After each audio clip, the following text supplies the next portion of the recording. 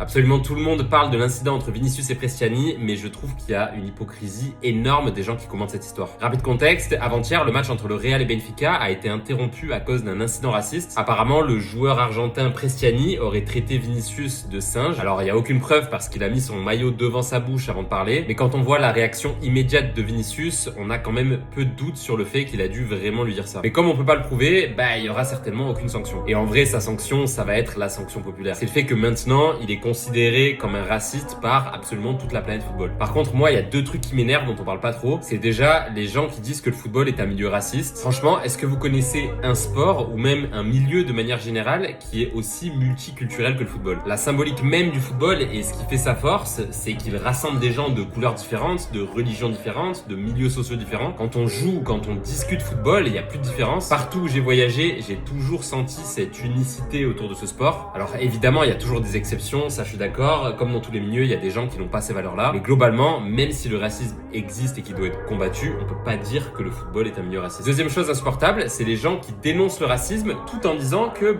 c'est un Argentin et on connaît les Argentins, ils sont tous racistes. C'est quand même ouf de crier haut et fort au racisme tout en étant soi-même raciste du coup. Alors oui, il y a déjà eu une autre histoire de racisme avec un joueur argentin, mais on peut pas faire un amalgame sur tous les Argentins pour deux cas isolés, sinon ça s'appelle clairement du racisme aussi. Alors si Prestiani a vraiment dit ça, évidemment c'est un débile, mais pour être allé un petit peu en Argentine, je peux vous assurer qu'ils sont pas tous comme ça.